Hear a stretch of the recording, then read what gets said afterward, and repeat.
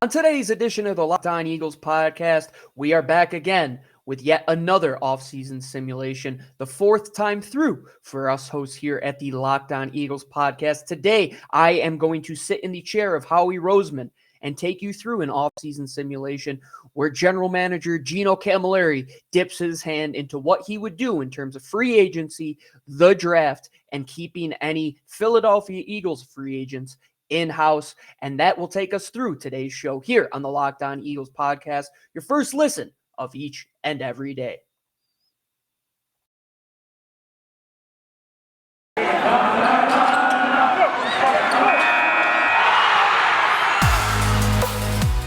You are Locked On Eagles, your daily Philadelphia Eagles podcast, part of the Locked On Podcast Network, your team every day.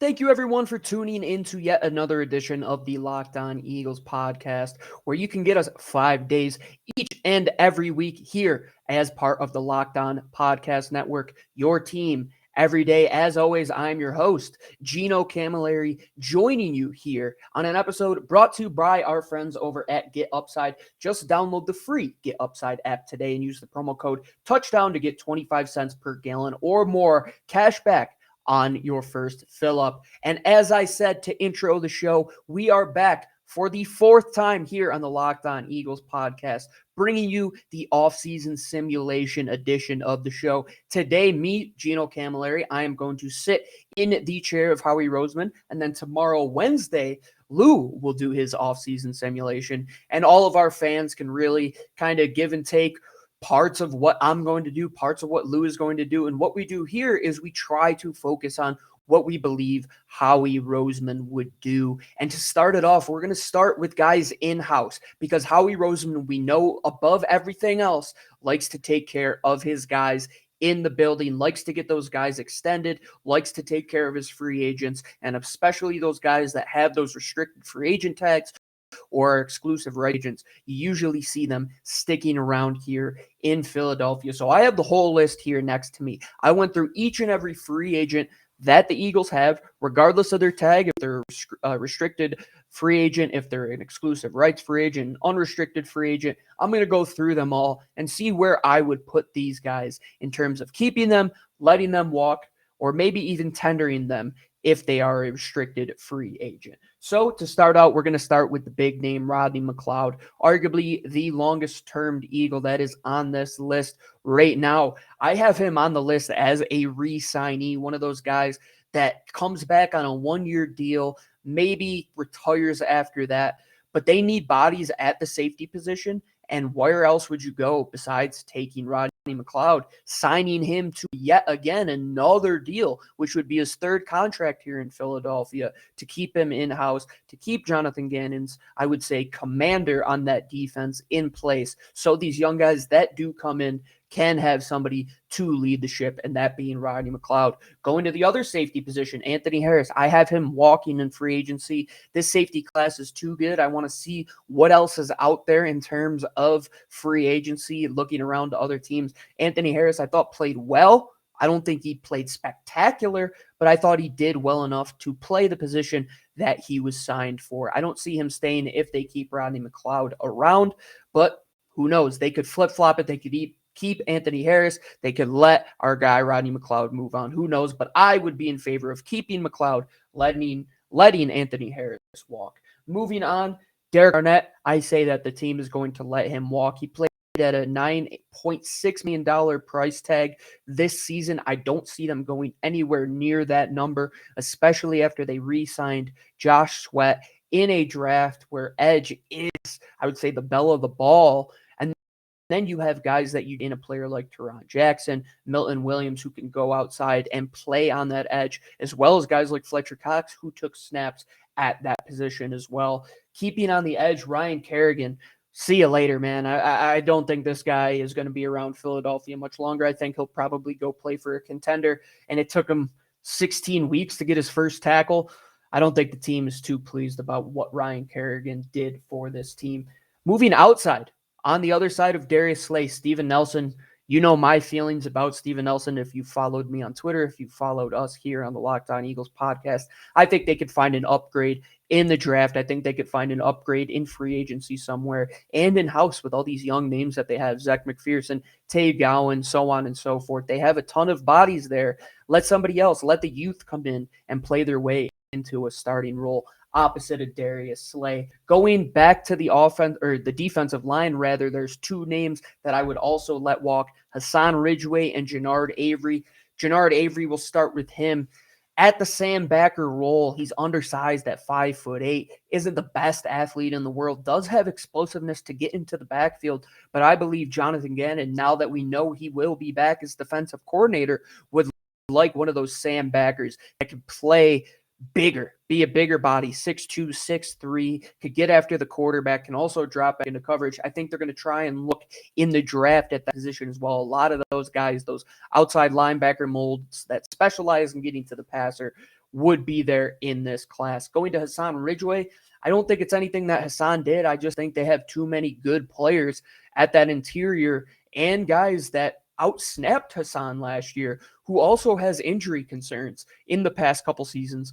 You bring in Milton Williams. You also have Isaac Tuipulotu as well on the interior, so you're going to want to bring him in for snaps as well.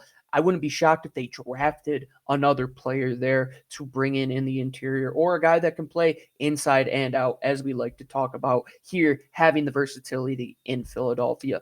The last player I am letting walk is Jordan Howard. I know he has become a cult hero here in Philadelphia, but it's time to get younger there as well. Time to move on. Time to give more snaps to Kenny Gainwell. Get Miles Sanders back healthy. Allow him in a contract year to play up to what we believe Miles Sanders could be. And in this class, there's so many big bodies. We drafted Rachaad White out of Arizona State on mock draft Monday. On Monday, I think there's guys like Brian Robinson out of Alabama that you could look at as well. There are tons of guys that stand 5'10", 5'11", 6 foot, that could come and fill that Jordan Howard role, which you could get for a percentage of the price you would have to pay to Jordan Howard. Let's get to the positives before we get into what we would do in terms of signing free agents and potential trades from this team. Maybe they let some guys walk. Maybe they get some draft picks for some of the guys that might be buried on the roster. But until then, we have some guys that we got to run through. No more UFAs. That's all the UFAs. They don't have a ton this go around, but they have a bunch of guys that are RFAs that I feel would be a wise move to tender these players. All of these guys, Boston Scott, Alex Singleton, Greg Ward, and Nate Herbig, I all believe deserve to have a tender on their RFA tag. Because one, I think Boston Scott, Singleton, Greg Ward, Herbig, they all played important roles for this team last season. And if a team wants to come in and give up a pick to take that guy off of your roster, I believe you go and do that. If a team wants to take a stab at Nate Herbig, you put a second or a third round tender on him, or maybe even a fourth if you're willing.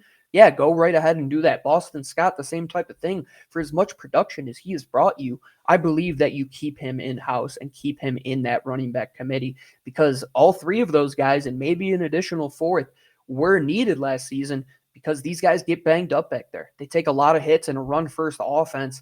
Those guys were in and out of the lineup all season long.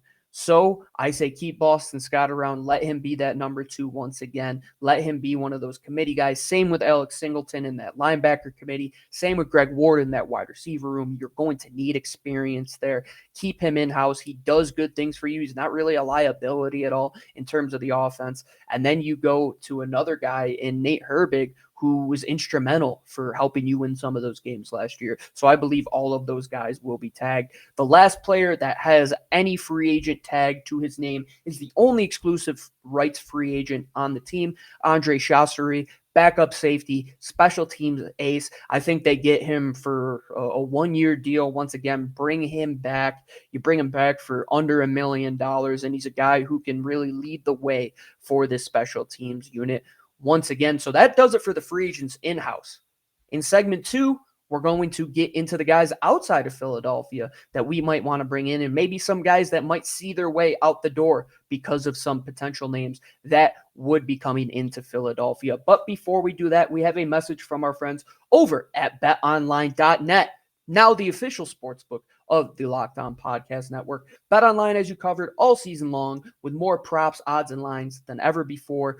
Go on Super Bowl Sunday and just see how many props they have for that game. You'll be scrolling for 15 to 20 minutes. I tell you what, there are so many for the big game. It is one of the biggest days in betting throughout the world. So make sure you do it today at betonline.net. It's the easiest way to do it. You could go online, go on your phone, go on your iPad, whatever device you have, and bet any sport that you like. Pro or college hoops. You could bet soccer if you like that, UFC, boxing. The list goes on and on. BetOnline has it all. You can just bet the line if you like to. You can bet player props and create your own player props if you like that as well. And don't wait to take advantage of all the amazing offers that betonline.net has today. BetOnline, where the game starts. This show is also brought to you by our friends over at Get Upside. Hey, everybody, you know by now who I am. I'm Gino Cammilleri, host of this show, the Locked On Eagles podcast, and I always use Get Upside.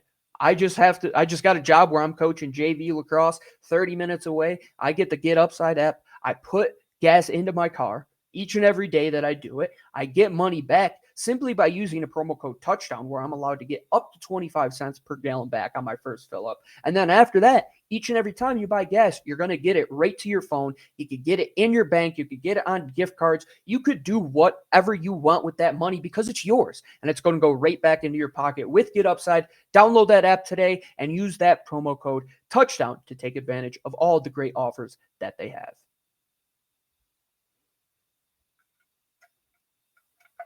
Welcome on back, everybody, to segment 2 here on this Tuesday edition of the show on the Locked On Eagles podcast. Your first listen of each and every day. I am Gino Cammilleri, your host. As always, as you know by now, we're over 800 episodes here at LOE. Tomorrow, Lou is going to bring you his offseason simulation, but let's get right back to it. We are going to go outside of Philadelphia with some guys that I would bring in. I got 4 names here that I highlighted, and I try to anticipate what a deal might look like for this player. I'm going to start out with the lower deals and then work our way up. I started here with a guy in Trey Flowers at cornerback, former Seattle Seahawk, currently playing for Cincinnati in the Super Bowl. I project him at a 1-year, $1.5 million deal. He's a special teams ace. He would be a veteran body to come in and man that other cornerback position in a competition until somebody really goes ahead and takes that role. He isn't much of a man cover guy, so you're going to have to do a lot more, I would say, zone quarters coverage with him on that side, but allow Darius Slay to play man on the other side. Get a veteran in Trey Flowers for a cheap deal, bring him to camp, see what he can do, and then maybe you draft a guy in the first round in Ahmad Gardner, who you could bring in and let compete against a guy like Trey Flowers. Another player that I would look to bring in, and he does a lot of everything. He's a returner, he's a running back, he's a wide receiver. Isaiah McKenzie from Buffalo. I would sign him looking at a 2-year, $6.5 million deal to come in and take that role on the special teams unit as the kick returner. If you saw what Isaiah McKenzie did for Buffalo on offense as well, he was really integrated in a lot of those jet sweeps, a lot of those move style roles. Bring in another element like that to the offense, get an athlete as good as Isaiah McKenzie is, and I think the rewards are going to pay off for themselves in a cheap deal for a guy who you could get these guys out there, but somebody who's as good as Isaiah McKenzie and has done it as high of a clip as he has. It's tough to find guys like that. So I would say Isaiah McKenzie, you're looking for a special teams guy. The first 2 signings, I went for special teams, of course, but the next 2 are impact guys. One on the offensive side of the ball, one on the defensive side of the ball. We'll start with defense. You know I had to go to the safety position. Letting Anthony Harris walk like I did, and Rodney McLeod being as old as he is, Kevon Wallace having that injury history, and Marcus Epps being your only other safety, I wanted to dip into this very, very good safety talent that is coming in to free agency. And this unrestricted free agent class is one of the better ones you will see at the safety position. I'm going to go to a team. I'm going to go down south to NFC South, and I'm going to the New Orleans Saints, and I'm going to try to sign Marcus Williams. I'm saying 3 years, $40 million could probably get it done. If you look at the bigger name safety signings over the past few seasons, they've been anywhere in the realm of $11 to $14 million per year. If you get them at 40 over 3, you're getting them around 13.3 per year. I would say to get an impact safety like that at a position where you're not really paying a ton of money in that defensive secondary outside of Avonte Maddox and Slay, who are cornerbacks, you need to invest some money at that safety position, especially for what safeties are asked to do in today's game. Marcus Williams could come into this division, be a guy that could play man, be a big nickel type of player, and really play free safety and do everything you would want out of a free range, free safety on that back end. Going to the offense and the last free agent signing I have, and I just wanted to take a look at 4 to 5 guys, and this one was so hard to pass up for me, and I'm going with DJ Chark, DJ Chark, DJ. Yeah, you get it by now. DJ Chark coming out of Jacksonville, a player who is going to get a boatload of money as that second wide receiver, in my opinion. I have him at 4 years, $44 million, $11 million per season. Your wide receiver room, much like your safety room, is very cheap as it stands. You could take some of that money in this pool and invest it in one of those second wide receivers that, much like the safety class, is very, very deep. You got Juju Smith-Schuster you could take a look at, Mike Williams. You got a guy like DJ Chark, who's on the lower end of what I think these guys are going to get paid. If you want to take maybe the 4th or 5th best option and maybe a guy who won't get as much as a Mike Williams or a Juju or an Allen Robinson, I'm taking a look at DJ Chark. What he did in Jacksonville in an offense that really wasn't that great, as we know, he would be a very good complement to Devontae Smith, in my opinion. He brings that big-bodied element to it. He can get down the field. He can win 50-50 balls. He could be a possession receiver if you need him. DJ Chark is the last free agent signing that I have. And to make sure we have some spots on the roster, I did some finagling at the wide receiver position. I started, and this one cut me to my core, by cutting J.J. Arcega-Whiteside. He still is on a rookie deal, but I don't know if you could keep him around in that wide receiver room because he's very limited in what he's going to give you on offense, as well as another player in Jalen Reagor, who I shipped out of town for a 6th-round pick just to get him off of the roster and get a fresh start there, because you're going to bring in bodies at wide receiver in this offseason, in my opinion. I don't think they're going to sit on their hands. I think they want to improve that second position, especially. Reagor really isn't playing out to be that guy that you thought he was going to be. Kenny Gainwell can do a lot more than a guy like Jalen Reagor can in the role that you prescribe to him. So give those snaps to Kenny, give those snaps to DJ Chark. You get a 6th-round pick in a guy like Jalen Reagor. And then the last trade I make before we get into the draft and what I would do early on in the draft in segment 3, the last move I'm making is trying to move Andre Dillard. Not because I thought he played bad, but because the need for offensive line and especially left tackle talent is at an all-time high. If you look at Cincinnati, I don't know how they're playing in the Super Bowl with their offensive line the way it is. There are teams out there that have a win-now mentality that would love to add a guy like Andre Dillard. You could get a 4th or maybe even a 3rd-round pick for a guy like that because he's on the offensive line. You do it any day of the week. You have Jordan Mailata. You sign LaRaven Clark to be your swing tackle. You're really set there. Try and get an asset for a player that would be buried on that offensive depth chart. So that'll do it for the whole free agent portion. When we come back, I'm going to finish up talking some draft. I know we did mock draft Monday yesterday on that show, but I'm going to say what I would do with those first 4 selections in the 2022 draft. But before I get to that, you got to remember that it's Super Bowl week, and Get Upside is sponsoring our friends down in LA right now. I mean, you can follow the Locked On NFL podcast. Check out everything they're doing on Radio Row. We have you covered all week long down there as well. And this and all the shows are brought to you by Rock Auto as well on the NFL Podcast Network here at Locked On. And if you want to save time and money, you want to save 30, 40, 50% on all your auto parts, and you don't want to wait in line while somebody behind the counter is questioning you, do you really know what you're talking about? And they only bring you what they have in-house. No, don't do that anymore. Make sure you go to rockauto.com today and write Locked On in the How Did You Hear About Us box so they know that we sent you. Amazing selection, reliably low prices, all the parts your car will ever need. Rockauto.com. Make sure you write Locked On in their How Did You Hear About Us box so they know that we sent you.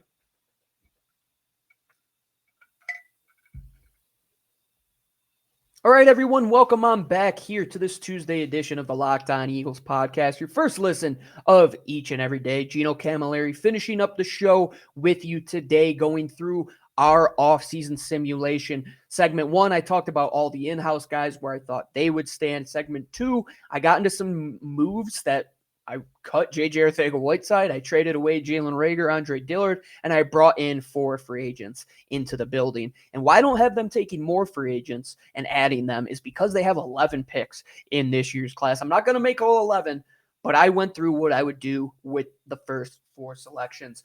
Pick number 1, I went with Ahmad Gardner. I went with him yesterday in our mock draft as well. I just think he's a perfect complement to Darius Slay. Bring him in here and let him train to be the future cornerback number 1 here. He played so well at Cincinnati, allowed 13 yards. Yes, 13 yards per game in his senior season. Really is one of the better cornerbacks that we have seen in the past couple drafts. The second pick, I went with Devin Lloyd, the linebacker out of Utah. We've picked him a couple times over the past couple weeks here on the Locked On Mock Draft Monday show. He's a guy that can line up anywhere, inside, outside, could really be a nickel cover guy for you as well. They need speed and athleticism at that second linebacker position. Devin Lloyd and Ahmad Gardner would bring that to you in back-to-back picks. I didn't make a third first-round pick because I traded that selection. I traded back with Tampa Bay, who currently doesn't have a quarterback, and in this class, they might be sitting at 19, and one of those guys falls to them. So what I did is I said, hey, Tampa, you're going to give us your first-round pick in 2023. We'll move back to 2020 to pick 27, and you can make that selection at pick 19. So I moved that pick. We moved back to pick 27, and we're sitting here again. I'm taking a guy in George Karlaftis, who we also took yesterday, but has fallen a bit in some of these media mock drafts because of the other edge rushers in this class. And you walk away with so much talent in the beginning of this class that in day 2, you're sitting there saying, okay, what am I going to do now that I've hit all of those areas of need? Hey, let's double up. I went with Myjai Sanders out of Cincinnati. I went with 2 edge rushers, a corner, and then additionally, I went with a linebacker. 3 huge areas of need. You double up at one of them. I'm going for talent here. I want as many good football players on this team as we can. And I think we did a good job with that in this offseason simulation, in taking in some of our free agents that would leave the building if we didn't re-sign them, bringing in some guys that are off the street and will be new to this team, and then also bringing in some high-quality draft picks. So that'll do it here on our offseason simulation edition of the show. Thank you for making Locked On Eagles your first listen each and every day, 5 days a week here on the Locked On Eagles podcast. Make sure you check out Lou's offseason simulation edition tomorrow, and then we will be back with 2 more shows after that. You know where to catch us: Spotify, Stitcher, SoundCloud, Apple Podcasts, Odyssey. You can catch us on YouTube where you can watch each and every show. Follow us on Twitter right now until Super Bowl Sunday on our Locked On Eagles Twitter account. All you have to do is retweet the pinned tweet on our account, which says that you will enter to get a chance to win an authentic Philadelphia Eagles jersey for free. All you got to do right now through Super Bowl Sunday is retweet that tweet. We're announcing the winner the night of the draft on our live show, so you still have plenty of time to enter, but make sure you go do that today. Make sure you check out everything on the Locked On Podcast Network. Make sure you make your second listen of each and every day Locked On Bets with your boy Q, who has been killing it this football season and hopefully will take you into Super Bowl Sunday. And that'll do it for me, Gino Cammilleri, here on this edition of the Locked On Eagles podcast. I appreciate everyone tuning in. I appreciate everyone downloading, watching us, reading, subscribing, interacting with us on Twitter. That'll do it for me, Gino Cammilleri, signing off. As always, fly, Eagles, fly.